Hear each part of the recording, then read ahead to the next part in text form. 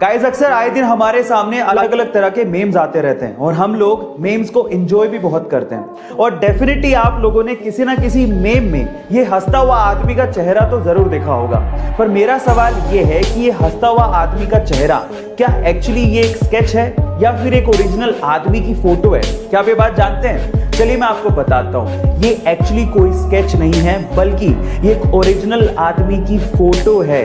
कौन है ये आदमी? मैं आपको बताता हूं। ये एक चाइनीज बास्केटबॉल एग्जीक्यूटिव है और बहुत ही फेमस बास्केटबॉल प्लेयर भी रह चुके हैं। इनका नाम है याओ मिंग। आपने अक्सर किसी टीचर को स्टूडेंट्स की लाइफ बदलते तो जरूर देखा होगा, लेकिन क्या आपने कभी किसी स्टूडेंट को टीचर की लाइफ बदलते देखा है? जी हाँ गाइस, कुछ ऐसा ही हुआ अमेरिका के कैलिफोर्निया में, जहां पर कोरोना काल के चलते एक टीचर को बदहाली के हालात में रहना पड़ रहा था। उनके पास कोई जॉब नहीं थी। हालात इतने बदतर हो गए थे कि उनको कार में ही गुजारा करना पड़ रहा था, यानी कि उनके पास रहने को कोई घर भी नहीं था।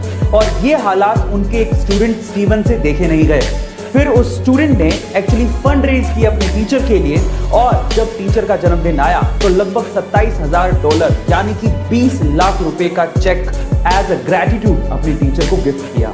गाइस अक्सर ये हम लोग सुनते आए हैं और हमारी किताबों में पढ़ते भी आए हैं कि कश्मीर से कन्याकुमारी तक भारत एक है।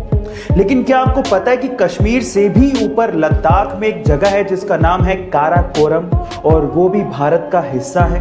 बहुत से लोग इसके बारे में जानते तक नहीं है। इस हिसाब से अगर देखा जाए तो कश्मीर से लेके कन्याकुमारी नहीं बल्कि काराकोरम से लेके कन्याकुमारी तक भारत एक है, ऐसा होना चाहिए। एक अंग्रेज ने एक सिख सिपाही से कहा कि तुम लोग गुलाम हो, गुलाम ही रहोगे, क्योंकि हिंदुस्तान की मिट्टी से डरपोक पैदा होते हैं। अब उस अंग्रेज को जवाब देने का वक्त आ गया।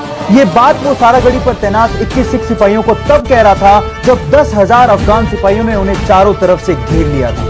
इतिहास के पन्नों में ये युद्ध सारागढ़ी युद्ध के नाम से फेमस है और यूनेस्को ने इस युद्ध को 8 सबसे बड़े वीरता से लड़े गए युद्धों में शामिल किया है।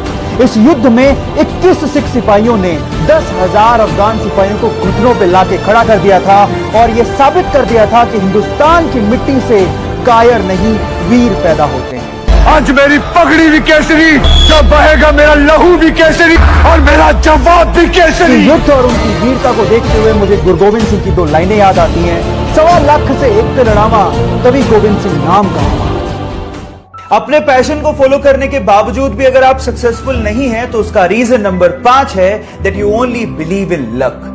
दुनिया में से बहुत सारे लोग हैं जो किस्मत के भरोसे बैठे रहते हैं और अपनी बारी के आने का इंतजार करते रहते हैं। बहुत सारे तो लोग ऐसे होते हैं जो सिर्फ ये कहते रहते हैं कि किस्मत में होगा तो मिल जाएगा, किस्मत में नहीं होगा तो नहीं मिलेगा।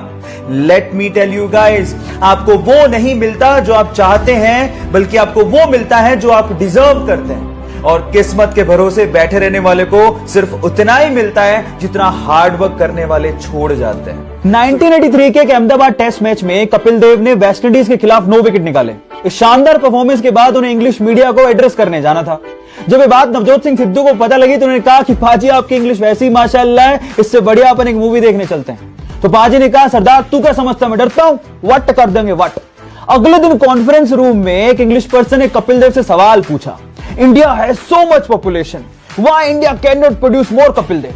तो पाजी ने बड़े प्यार से जवाब दिया, my mother is 62-year-old, my father is dead, we can not produce another Kapil Dev. Guys, it's not about English. Remember, and mark my word, it's not about English. It's all about your confidence level. क्योंकि कपिल देव कल भी, आज भी और हमेशा हमारे लिए Indian cricket history के स्टार ही रहे।